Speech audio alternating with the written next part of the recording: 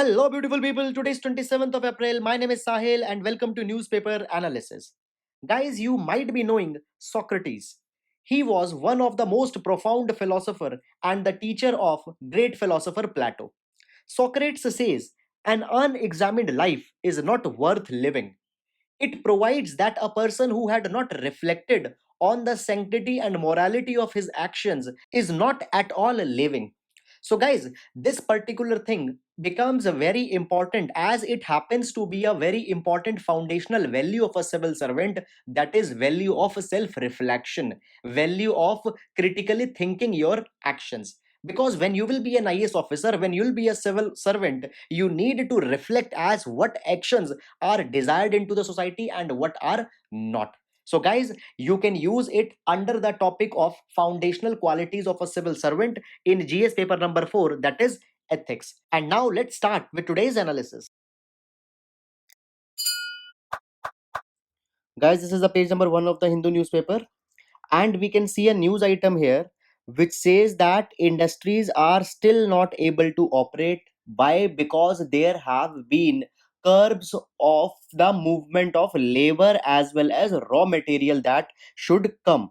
Now, if you remember the yesterday's discussion, then the Ministry of Home Affairs had allowed certain categories of industries as well as shops to operate in certain specific areas if they abide by the social distancing norms. Now, though permission have been given to the industries, but the thing is that there is still restricted movement of the labor as well as raw material, due to which the industries are still not able to function properly. Now, guys, the notification is an example of unplanned legislation where the government had taken the steps, but still proper corresponding actions are missing. This particular thing could act as an example of lack of convergence. Now, guys, the concept of convergence means that all the government's action should be in sync with each other. Now, one thing is that the industries are given the permissions to operate, but on other hand, there are still large number of containment zones. Still, the restricted movement of trucks is there, and because of all these things, the entire matter has not been able to prove fruitful as it was expected. And guys, certain datas have also been given here. For example, half of the firms are saying that the permits to operate are not available. Then half of the workers are saying that the passes for workers are not available, and likewise a lot problems have been there. Now, guys, in this particular respect, what should be done is that in place of government, the employer itself should be given the power to issue the passes as well as certification for the movement of labor and all these kind of things, so that much needed response which was expected could be given. So, guys, this was all about this particular news. Now we'll move to the next. Now, friends, on the page number 1, here is an interview with the Chief Justice of India, who says that courts should not dictate the executives with respect to the actions. Friends, first of all, we'll take some information which will be highly important for our GS2. Guys, in India, we follow the concept of or the theory of separation of powers, which was perfected by the French philosopher Montesquieu in his book The Spirit of the Laws. Now, guys, according to the theory of separation of powers, it is believed that there are three wings of a state, that is, an executive, there is a legislature, and there is a judiciary. And these three wings should work separately so that there is no overlapping with each other, and again, there is no conflict of interest. Guys, executive's task is to implement the policies, legislature's task is to make the policies, and judiciary's task is to see whether both the parties are performing their role correctly or not, whether the rule of law is being implemented or not. Now, guys, not only this particular thing, rather, into the constitution, article number 50 of the DPSP also mentions that there should be the separation of executive and judiciary. So guys, there is a conceptual mandate to accept the separation of powers, even article number 50 says, but actually what happens on the ground is that there is many a times when judiciary is entering into the realm of executive, and it leads to the problem of judicial activism and judicial overreach. Guys, judicial activism is when judiciary becomes proactive and even starts to perform the work of the executive and sometimes of the legislature also, and judicial overreach is even one step ahead of the judicial activism. And guys, this particular thing directly goes against the theory of separation of powers, and this is not desirable in a democracy. So now this particular thing we need to look into the light of all the argument that as I have given you. Friends, there could be one more thing, that how judiciary is getting such powers. Now in this particular respect, the judiciary has given a very important role into the constitution, and specifically I would quote here article number 142. Now guys, under article number 142, Supreme Court has been given a power that it can issue any order or decree in order to do complete justice. So in that course, Supreme Court does a large number of things which becomes problematic on theory of separation of powers. And now friends, the Chief Justice of India himself has made this thing clear that the executive is best to deal with the pandemic or to deal with extraordinary situations, and judiciary should not interfere with the executive. CGI says that judiciary should only restrict itself to the implementation of the rule of law, whether the constitution is being followed or not, and should only get up to the level of ensuring rights to the citizens so that constitutional guarantees are fulfilled. Moreover guys, it has also been recognized that judiciary can't work on the ground, and therefore in this direction the role of executive is paramount or very important. Moreover, executive has the power of 3M, that is men, material and money. Therefore executive can deal at the situation more better way. Moreover, guys, apart from all these things, Chief Justice of India has also spoken about open court. We had seen an article 2 3 days back where it was alleged that now open court is not being implemented because the uh, proceedings are occurring into the digital mode, due to which press is not able to access it, and it is a problem. Now, CGI says that the video conferencing is not against the open court. Rather, video conferencing is just like a virtual court, and links to the recordings are given to all the parties, all the contenders, and they can see how the justice is going into the courts. Moreover, CGI also says that there is no absence of openness into this mechanism, as all the stakeholders are there to evaluate the functioning of justice. So, guys, we discussed the concept of open court. You can mention it there. So guys, these are all the important things associated with this particular issue. Guys, very important for your GS2 because directly a topic has been given. Now we'll move to the next article. Guys, now we'll take a news item from the Financial Express, as much relevant news are not there into the regions section of the Hindu newspaper.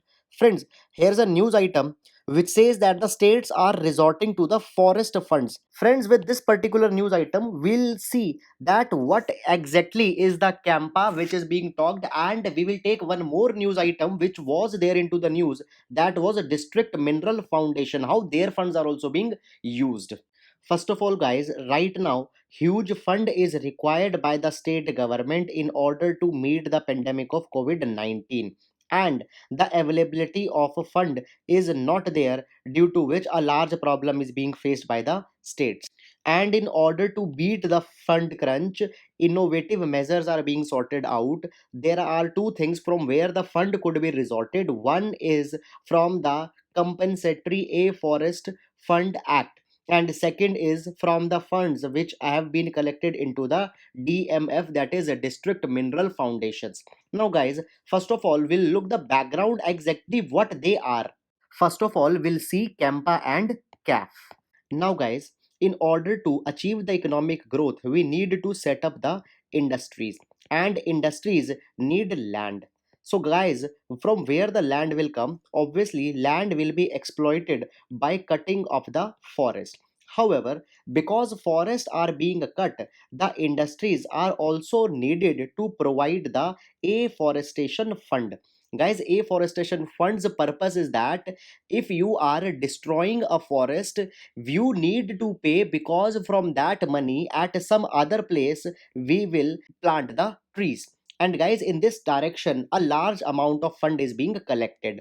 Guys, all these things were going on, but in 2002 Supreme Court of India noted one thing, that though funds are being collected in the name of afforestation, but these funds are not being utilized properly. Therefore, Supreme Court ordered that a compensatory afforestation fund management and planning authority, which is popularly called as KEMPA, should be established. Now, this particular authority will be the guardian of the fund and will see that how funds could be established, used into more effective way.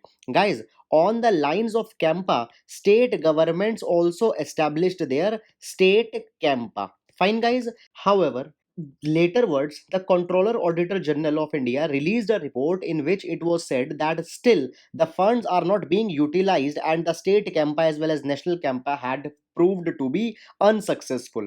Therefore, later words, a separate legislature was enacted in 2016 which came to be known as Compensatory Afforestation Fund Act. So, guys, now under the CAF Act, there is a national fund as well as there is the state fund. Now, guys, states want that they should use the money which is parked under the state fund. They say that we will borrow money from here and will utilize that particular money.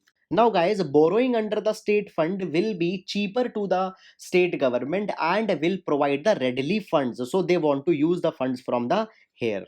Now, guys, apart from CAF, DMF was also into the news because the center government has asked the state government that they can use the money which is parked under the district mineral foundations. Now, guys, these DMFs are the organizations which are established into the districts which are impacted with the mining, and these DMFs collect the money from the miners, and that particular money is used for the welfare of the people who are living into the mining districts. Now, friends, one more thing about DMF. They were established through the Mines and Mineral Development and Regulation Act 2015, and they are a non-profit body.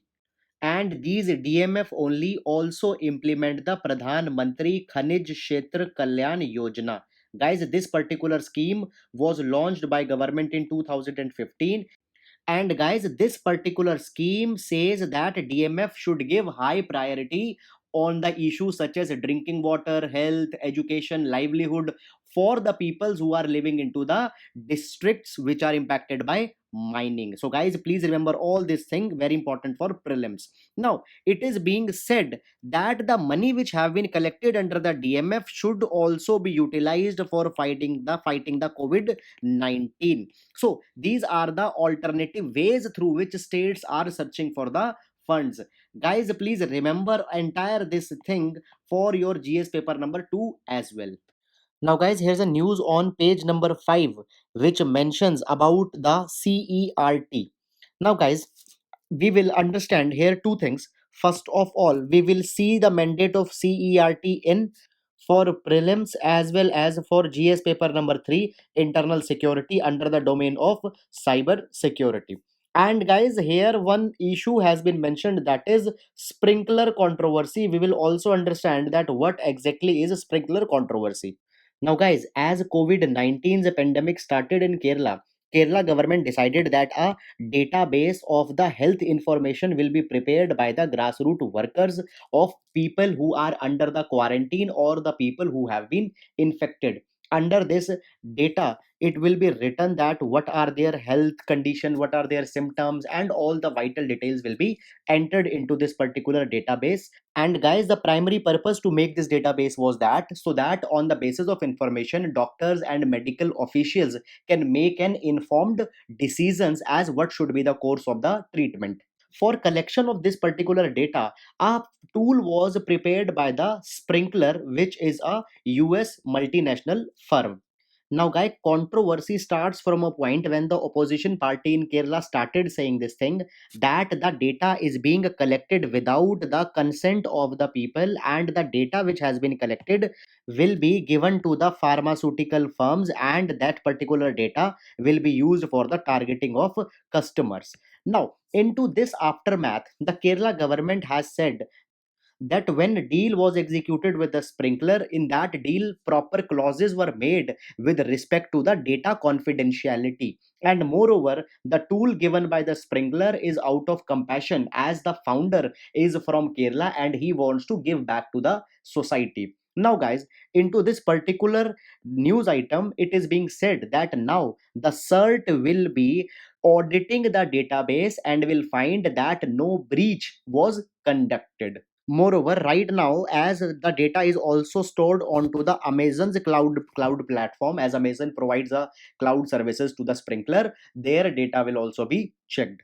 Now, guys, CERT-IN stands for Computer Emergency Response Team India. Now, guys, it is headquartered in Delhi, and the nodal ministry under which CERT-IN is Ministry of Electronics and Information Technology. Guys, under the mandate of IT Act 2008, CERT-IN has been given a role to protect India's cyberspace and software infrastructure from the hacking activities. Moreover, guys, it also issues guidelines with respect to the vulnerability into the India's cyber system. So, guys, please remember all this thing important for your prelims. Now, guys, we'll move to the editorial section. Guys, this editorial talks about comprehensive test ban treaty and developments related to it into the present times. Now, friends, USA recently released a compliance report as whether the countries are continuing with the disarmament or not. It is the name of the report, however, not that much important. Now, in this particular report, it was observed that Russia as well as China have conducted the nuclear test recently, and because of this they are in violation of the CTBT, that is Comprehensive Test Ban Treaty. Now, friends, the gist of entire editorial is this: if such a test will be conducted by such big military powers, then even the USA will not shy away to conduct the test, and guys, in that particular thing the nuclear race will again start. Now, guys, if we talk about the initiation of nuclear race, it starts after during the time of the World War II, when the Japan was attacked by the USA. And as World War II ended, Cold War started, and during this time, the major countries, out of ego, built large nuclear weapons, and a nuclear race began. However, it was realized that such kind of mad nuclear race is not good for the humanity, and efforts were taken that how such nuclear armament should be reduced. Then, in this direction, partial nuclear test ban treaty was signed in 1963, and it prohibited that the countries cannot conduct the nuclear test under the water and into the atmosphere. However, guys, it was not successful because the countries switched on testing of nuclear weapons underground, and it was not successful. Moreover, guys, during this time, even the will was absent into the countries to carry the genuine disarmament because of the Cold War that was going on, due to which countries were suspicious of each other's activity. However, friends, in 1991, there was a disintegration of the USSR, and now the atmosphere of Cold War was over, and some steps were taken with respect to the disarmament. First of all, in 1991, the Russia unilaterally decided that now they will not be going for the further testing, and also said that they will reduce their nuclear arsenal.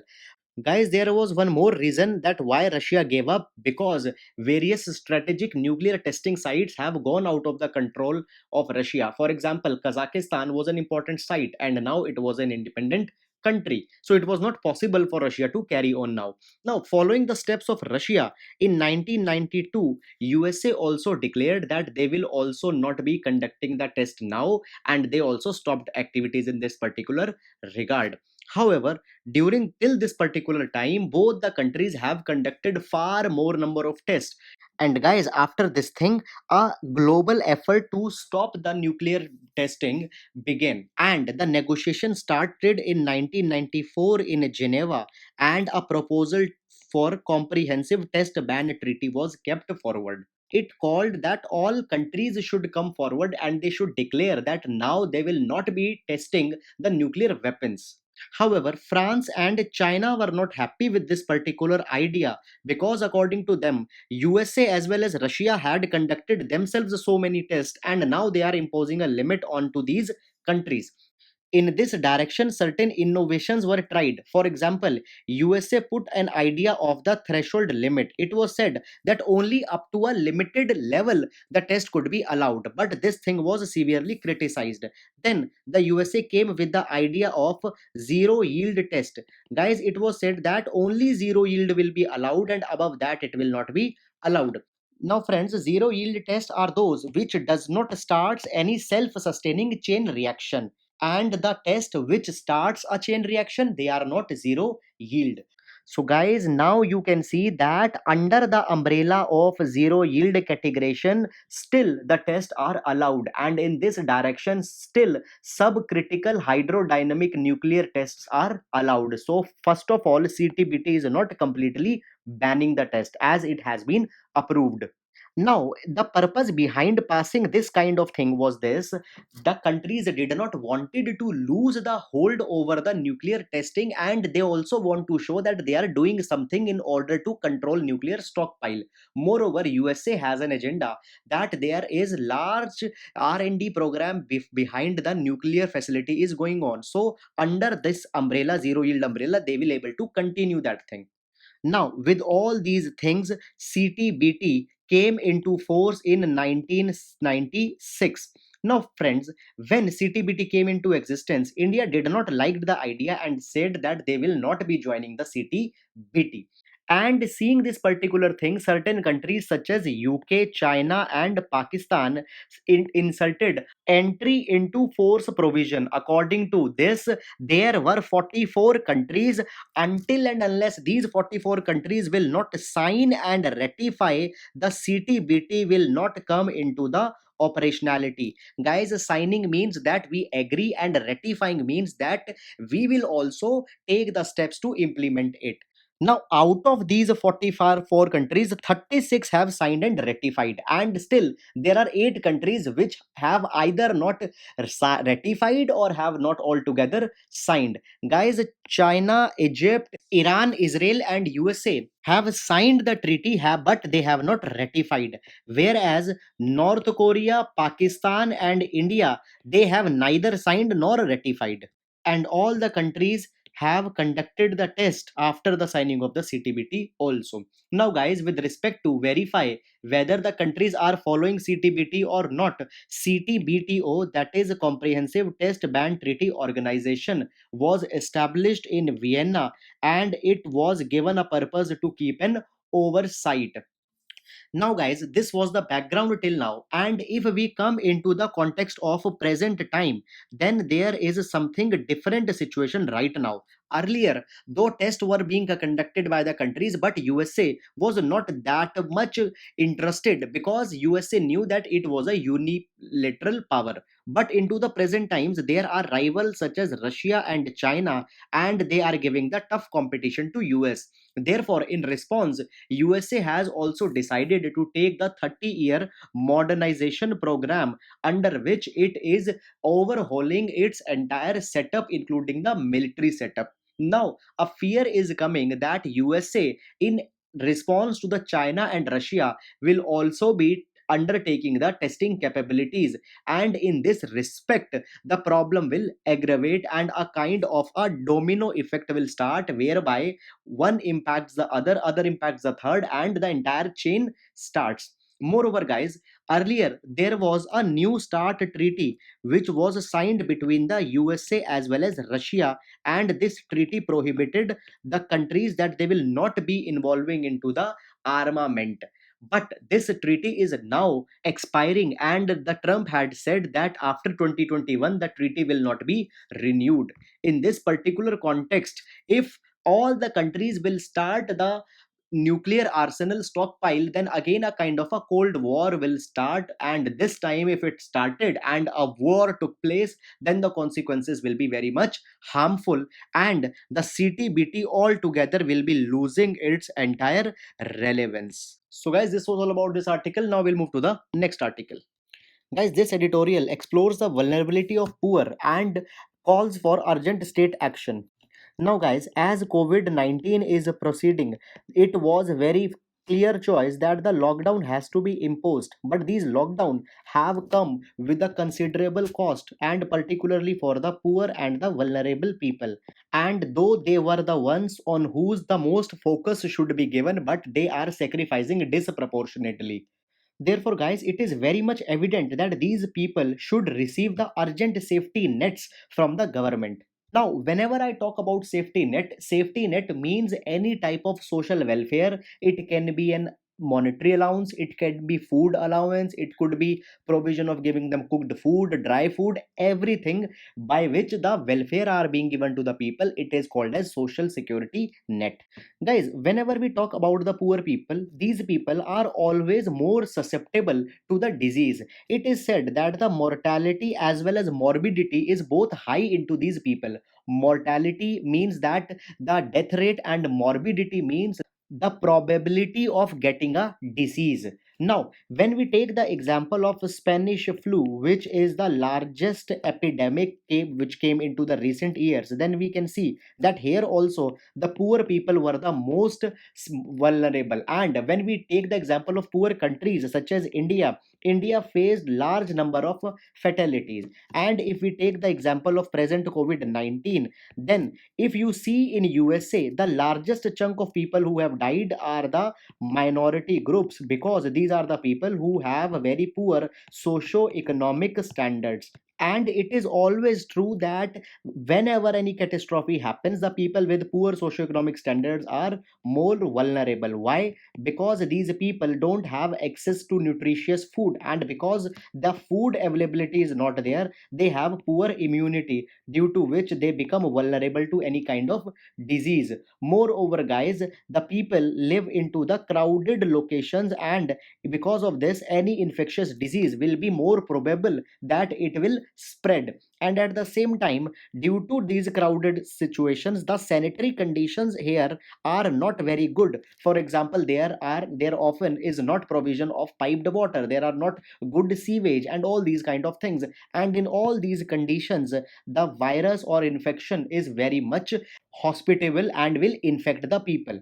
Moreover, friends, the problem doesn't end here, but because of all these things, a new set of economic miseries also come, as they will face a decline into their incomes. If we take the example of lockdown, there are large many people who have lost their livelihood, and at the same time they are facing the health repercussions, due to which the impact will be more. And if a earning member into the family dies, then the problem will even be more disproportionate.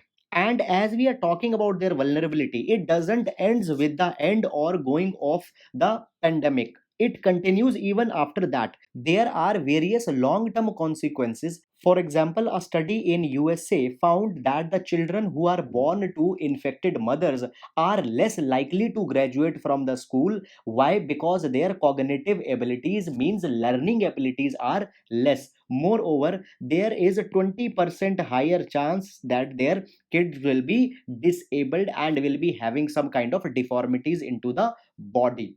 And friends, I'll remind you that India is passing from the stage of demographic dividend. It means that we have the largest working population, and because of this thing, India will get the benefits into the time to come. But if this population will be diseased, will not be having the aptitude to learn, then this demographic dividend will turn to a demographic disaster. Now, guys, specifically, if we talk about India, then India has the largest population under any kind of lockdown, and therefore, all problems are even more infecting the India and entire India's economy. Guys, according to a survey by National Council of Applied Economic Research, Only in Delhi, 86% people have reported a fall on income, and 30% people have reported that they are facing the food shortage. So the problems are very much worse, and two section of society are much more vulnerable. They are the pregnant women and the poor children. Now, because of the lockdown and all the kind of fears of infection, the women will not be able to get their necessary immunization, due to which the children might suffer some kind of deformities after their birth. Moreover, the women are not able to get the adequate nutrition, due to which there could be the problem of malnutrition into the children who are born to the mothers. Moreover, guys, children are also facing the burnt. Why? Because first of all, the family incomes have declined, due to which their nutritional input will also decline, and at the same time schools were were giving an excellent scheme, that is of midday meal scheme, under which they were given the cooked foods. But now, as the schools are closed, they can't access their midday meals. Therefore, what is needed is that government should provide robust social security net, as I have told you. Now, there could be various type of protections. For example, universal food transfer should be given, because a large number of population is not having the ration cards, and because of that thing they are denied food. Moreover, there should be the provision of universal cash transfer, because people had seen substantial decline into the income.